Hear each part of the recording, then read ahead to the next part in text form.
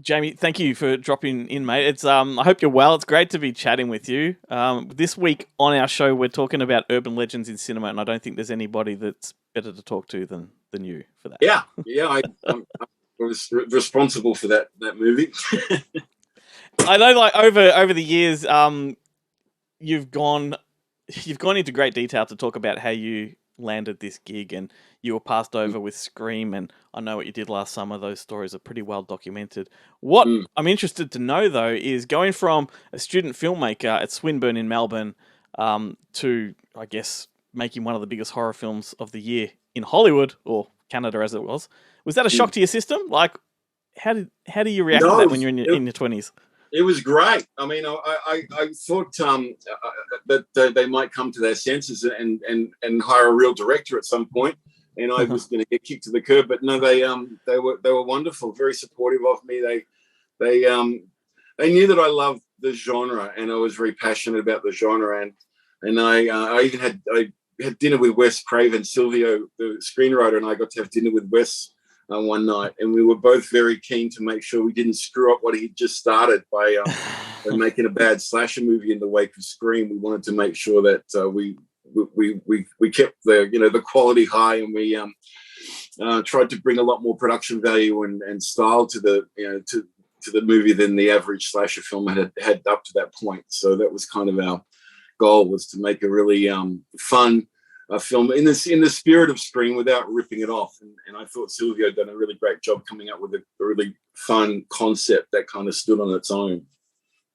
I'm really curious though how you handled, like, going from doing like student films and short films and your own stuff with your friends to having to deal with heads of department and studio executives and cinematographers and the whole.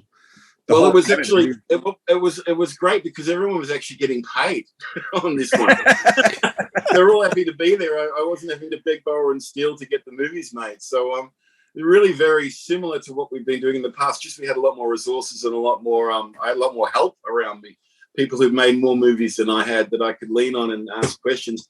And I was never afraid to ask a question. Like, if I didn't know the answer to something, I wasn't going to just try and bluff my way through, like, pretend that I knew everything. I was quite open by the fact that I'm making my first movie, and this is what I'm trying to achieve, and what's the best way we can achieve that result. And people were really happy to help me. So it was a great experience. I had a really, really good time. I definitely felt thrown in the deep end. It was particularly nerve-wracking the first day, but once I got beyond that, it was really fun. I really enjoyed it. Well, like, I can just thinking about myself in that position now, and like my trousers it's turning a shade of brown. I was about to say I would be shitting myself. Yeah, it was nerve-wracking at times. I mean, my biggest fear was that I was going to get behind schedule. As long as you're delivering good rushes and you're staying on top of your schedule, the pressure's off. I'm not going to bring about as much scrutiny over what I'm doing. And the studio were very happy with the rushes, and I was just really careful with my line producer, Michael McDonald, to make sure we stayed on. We had realistic days, that we were supposed to get through a realistic amount of schedule, and then I made my days. So as long as I stayed in that lane, I was good. You spoke about Wes Craven starting this whole new movement or new wave of slashers through the 90s.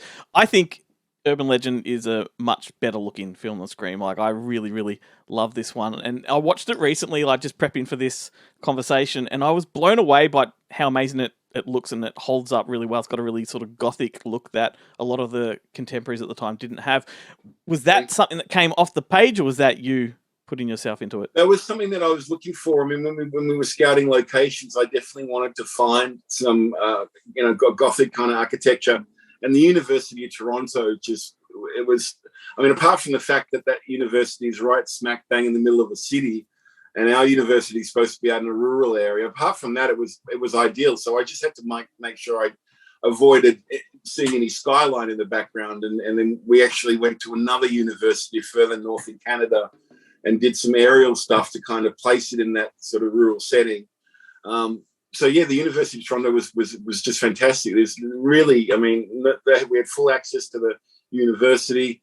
I mean, I felt sorry for the kids that were doing exams, and I had lightning blasts going off every bloody night while they're trying to study. So I probably didn't endear myself to too many of those kids. But we had it was a great location, and it really gave. There was that gothic look that I was after, and it was. We just really lucked out there. Were there any like movies in your mind that you were mentally turning to for inspiration, given that you had the gothic thing? You know? Well, not so much in terms of the architecture, but I made my cinematographer look at Catherine Bigelow's Blue Steel for lighting that I really liked. I had him look at Nightmare on Elm Street 4 and Evil Dead 2 in terms of some camera work that I was trying to emulate at times, and we just sort of sat down and blasted through a whole lot of movies that I wanted to draw inspiration from one way or the other, and I just made him watch a whole lot of stuff that he probably normally wouldn't be watching. But I was going to say, is that one of the best parts of being a director of a film, is that you get to force your crew to love the films that you love? Like you send them to boot camp of like, no, this is the good stuff. Yeah, I sort of do. I mean, a few of my crew members were kind of into horror, and Michael Rosenbaum was a big horror film nut. So he was really into all that stuff. But no, it is kind of fun forcing the some of these people to watch movies and kind of get a sense of where you're coming from stylistically. I heard or read somewhere recently that you made the same mistake I did when you landed in Canada and didn't dress for the occasion. And so I remember my eyelids freezing shut. It was freezing. I'd just come from LA, and I'd sort of packed my bags in a hurry. This thing happened really quickly for me. So I wasn't really prepared for Canada. So I made sure once I got to Canada, I bought lots of appropriate clothing because, I'd only been to the snow a couple of times in my life and hadn't really experienced sub-zero temperatures until I got to Toronto. Yeah. Funnily enough, I just watched this video on YouTube about this couple who are immigrating to Canada from the UK.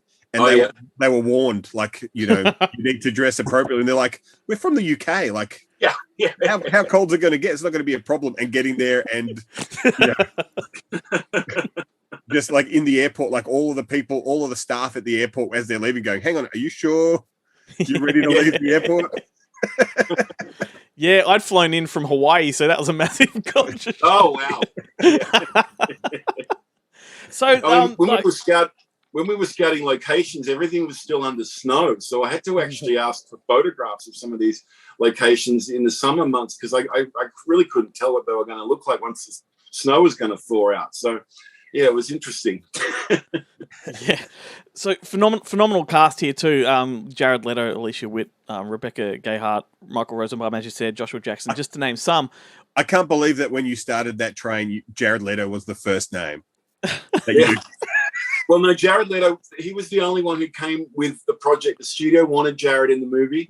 I didn't know who he was. I didn't watch his TV show or anything, but I was happy to take Jared on as they wanted. I mean, it was my first movie. I didn't really carry a whole lot of clout, but the studio let me cast everyone else. So, I mean, that whole cast we discovered in the audition process, and we got really lucky. I mean, we found some fantastic people.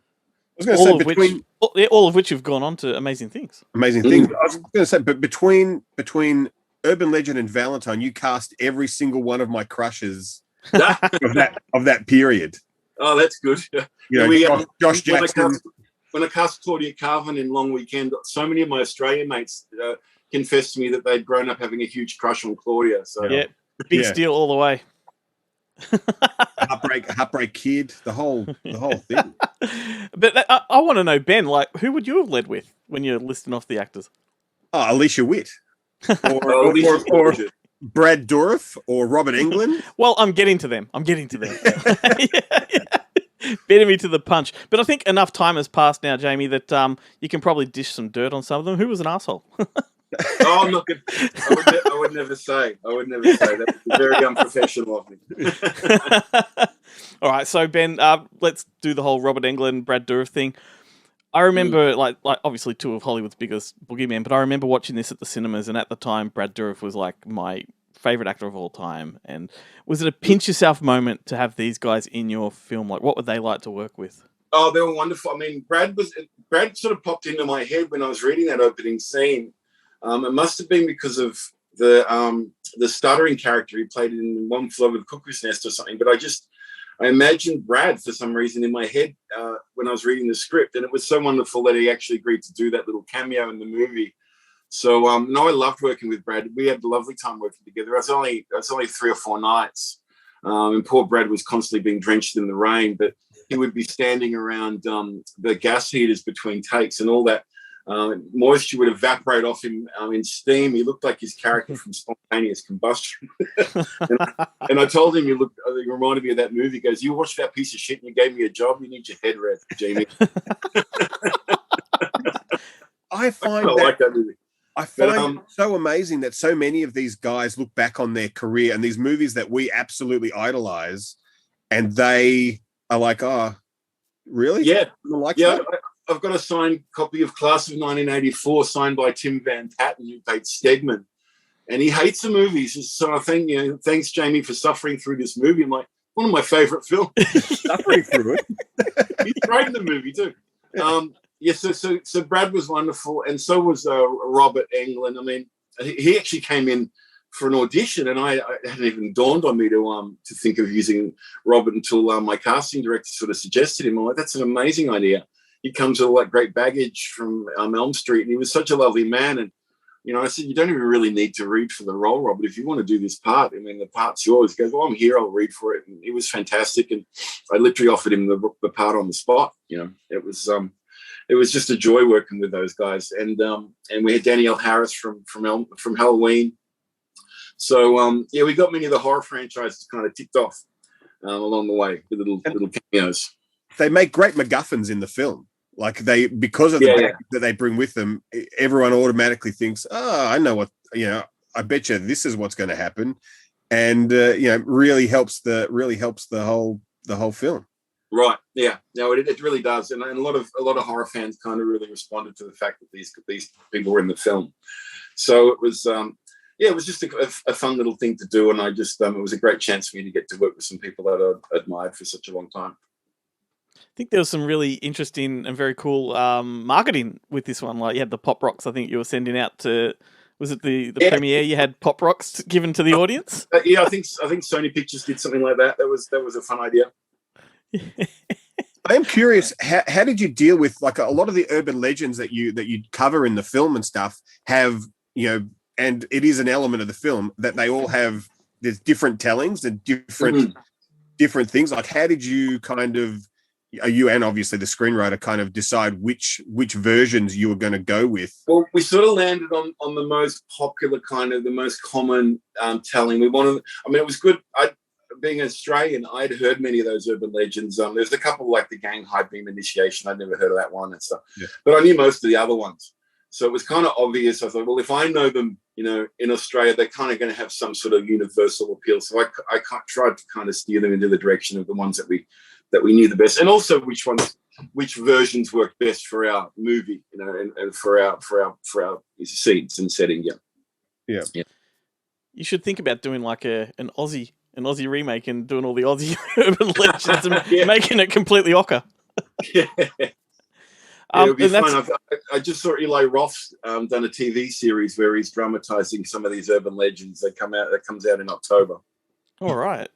We're looking out for that one. You mentioned before, like, you took some influence from like your Nightmare on Elm Streets and Evil Deads and things like that. So I'm curious about whether or not you have ever seen the sequel to Urban Legends, Final Cut, because I know that your producer Gina Matthews went on to produce that one. What do you think of that film?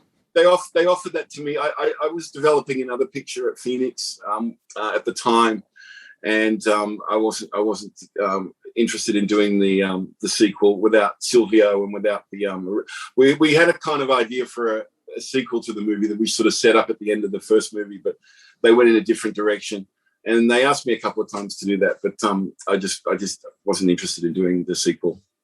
No, but it is funny, like now that I think about it, there is that, like Rebecca Gayheart at one point does talk about the whole bath of ice transplant thing, and then they kind of lead off with that in the well they needed to that was shot after the fact. They tested the movie and it was testing badly. They needed to they needed to amp up the film, so they actually went back and shot that whole kidney heist thing as a pickup sequence. So that was done after the fact. But it's the best part of the film, in my opinion. Yeah, it's probably the most intense part of the movie. Yeah, and that was what written by Scott Derrickson, who just popped out the black phone. Yeah. Yep. Wow. Yep. Awesome. Well, we're just about out of time, but I just want to thank you so much for hanging out with us, mate. Your work definitely means a lot to me. I think that particularly Storm Warning is one of my favourite Aussie horror films of all time. So. Oh, thank you. Yeah, I'm very proud of Storm Warning. We put a lot of work into that movie. It was a minor miracle we got to shoot that in 24 days, considering how many practical effects and things there were in the film. Mate, I would love to have you back to chat about that one. It's a very anytime. I do. Just before you go, Jamie, I did want to ask who is responsible for the Dawson's Creek gag with Joshua Jackson. That was me. That was me. I said to Josh, I said on one of the takes, I said, just on this one, pretend the theme song of your show just popped on for 2 seconds and react appropriately. And he did. And then when we did the preview screening, we used that take and dropped in the track just to see how, and it tested that was the most popular moment in the entire movie. They had to go and license that track just for those, second and a half of music. So, but yeah, the audience really loved that. And it was kind of us being a little meta and kind of letting the audience in on the fact that we're not taking this all seriously, that we're all, just having a bit of fun. Awesome stuff, man. And that is hilarious. But yeah, thanks so much. It's awesome to have you on the show. And let's have you back to discuss some other stuff. Anytime, guys. It was great to see you. Fantastic. Thank you. Thank you so much. No worries. Last week, we discussed folklore. Today, we get more specific. This is what we call an urban legend. Contemporary folklore passed on as a true story. Something you might have heard about mixing Pop Rocks and soda. Supposedly, your stomach and your intestines first. Voila. Still alive. Mr. Brooks, please. He's going to explode! Somebody call 911!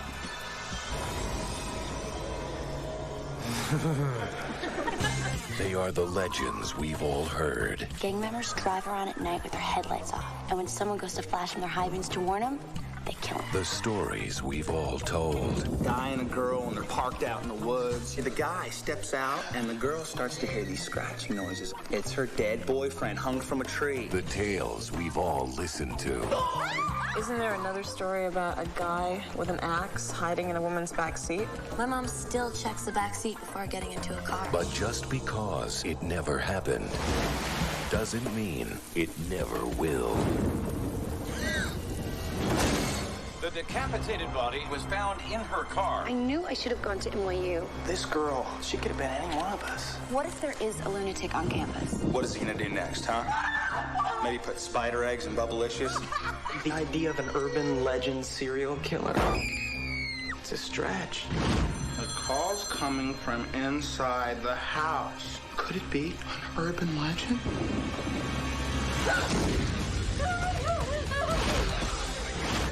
Something I can help you with.